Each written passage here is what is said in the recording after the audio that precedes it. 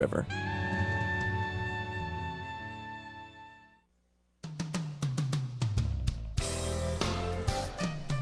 Welcome back. You're listening to the Cindy Laverty Show on CRN Digital Talk Radio. I was so busy talking to David, and during commercial break, I almost forgot to come back on the air. So anyway, here we are. David, thanks so much for being here with us today. Glad to be here with you. All right. I wanted to talk about crowded rooms because we have not covered that, and I think people are like, crowded rooms? What are you talking about? Well, it's a fascinating thing that all of a sudden in the hospitals and in hospices, people will sort of say, did the doctors do rounds last night? Or I woke up and there was a crowd in my room.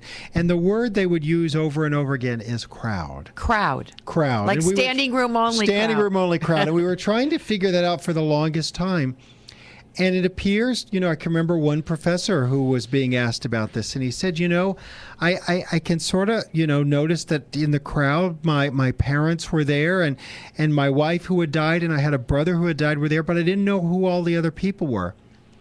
And we sort of talk about, given he was a professor, how many students did he know who had died over the years? How many friends had died? And if you think about it, most of us can count. 20 to 30 people. Absolutely. And you think about how when we're born, we go to greet a newborn. We gather to see a newborn. What if when someone dies, all our ancestors, everyone, we're the newest part of that tapestry, gather once again to greet us when we go to the other side? What if? How cool is that? Now I want to ask you a question. Sometimes a child will predecease a parent. Do you know if young children ever come back to greet? Absolutely. Yes. Absolutely. So that's very comforting. Very comforting. And I think all of this is, to me, I used to say years ago, I used to say, Kubler-Ross and I, since it's her birthday, we did this book called Life Lessons. Happy birthday, Elizabeth Kubler-Ross. We did this book called Life Lessons that was really like, let's get all those stories and things people learn at the end of their life, and learn the stories so that we can know this stuff while we're young and can apply right. it.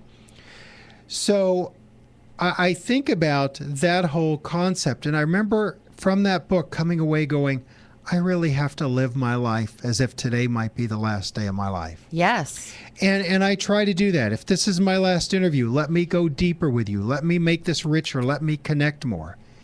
This book... Thank you for that. And this book has also shifted to... maybe there is no last day. Right. Maybe I am eternal. Louise Hay, who's just a wonderful lady that's done a lot in this. The undying soul. Yes. Louise Hay talks about where we come in mid-story and we leave mid-story. Mm-hmm. It's all sort of mid-story. Which is, it's just a great way of viewing life and the whole cycle of it, and I think there's something very special to me about, knowing, I know, that this spirit lives on and it just is with you, so maybe the body isn't here, the physical body, but, I talk to people who have passed on all the time and I don't feel crazy. No, and people, I remember hearing Julia Roberts interviewed once, and she talked about her relationship with her father. She said is even closer now that he's passed on. Because they talk all the time. Yeah, it's true. It's true. And of course, they don't talk back to you. Oh, sometimes. You never know. Sometimes they do. Yes, sometimes they do. In all of your experience, how do healthcare workers need to understand or be taught more about end-of-life experience? You talk about this in the epilogue of your book. I think that we need to realize that it's not all about the new technologies we have. We have a lot of new technology in the last few decades. Yes. And one of the wonderful experiences of my life was spending time with Mother Teresa. And I remember... Talk about Mother Teresa. Well, I said to Mother Teresa... You were friends with her. Well, I don't know that we were buds in that sense, but, I was able to spend some time with her. And when we sat down together, I said, we have so many resources in my country for the dying. You have so few. How do you do it? And she looked at me like, silly boy. The dying need tender, loving care, nothing more. Right. The dying need tender, loving care, nothing more. So, it's one of those lessons that we have to remember what matters at the end of life, what matters when a loved one's in the hospital. It's that personal touch. It's that our healthcare workers have time for patients, care for them. are realize they're there to serve them and help guide them when they get to terrain they don't understand. You know, because I work with caregivers and they're always taking, you're often going to the hospital during this time. I always tell them, they go, what?